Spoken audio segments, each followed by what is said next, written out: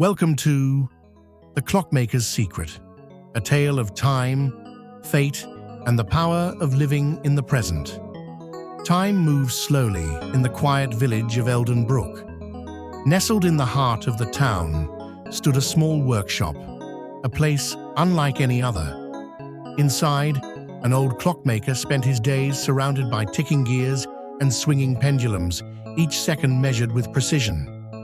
But among the countless clocks in his shop, there was one, a special one, hidden in the shadows. It was unlike any other. It did not tell time.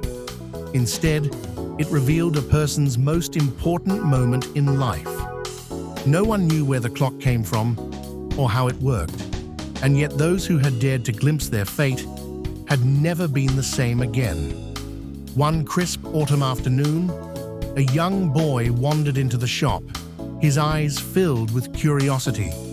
The walls were covered with clocks of all shapes and sizes, their ticking a symphony of time itself.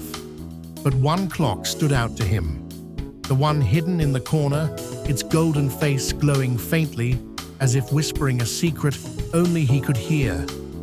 The clockmaker noticed the boy staring and spoke with a knowing smile. He explained that this was no ordinary clock, that it held the power to reveal a person's most defining moment. The boy's heart raced. Could it show him his future? Could it reveal if he would be rich, powerful, happy? The clockmaker only shook his head. Some things, he said, are not meant to be seen too soon. But curiosity is a powerful thing, and sometimes it refuses to be ignored. That night, as the village slept, the boy crept back to the clockmaker's shop. He knew it was wrong, but the thought of knowing his destiny was too tempting to resist. With trembling hands, he reached out and slowly turned the clock's hands forward. And then, a brilliant golden light filled the room. The world around him seemed to dissolve, and suddenly he was no longer a boy standing in a clock shop.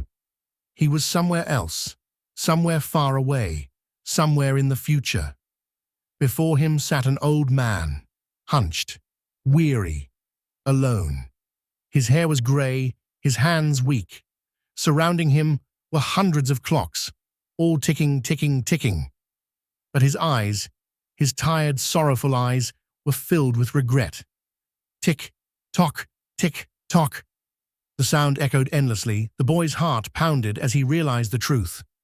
This man, this lonely, broken man, was him. He saw the years he had wasted, the moments he had rushed through, always chasing the future instead of living in the present.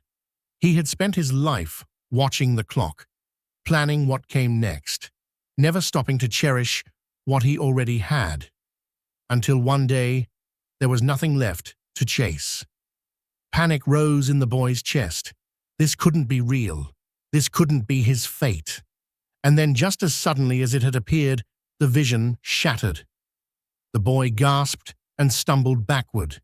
He was back in the clockmaker's shop, his heart racing, his breath unsteady. The golden glow had faded, and the shop was silent once more. But something had changed. He had changed. With newfound clarity, he turned and ran, not away from fear, but toward something greater, toward life itself. The next morning, he did not think about tomorrow. He did not wonder about the future or try to plan every step ahead. Instead, he ran outside, feeling the warmth of the sun on his face, the crisp air filling his lungs. He laughed with his friends, raced through the fields, and let time slip away, not in worry, but in joy.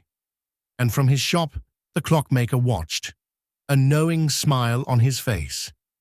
The boy had finally understood, because time is best spent living, not just worrying about what's ahead. So tell me, how will you spend yours?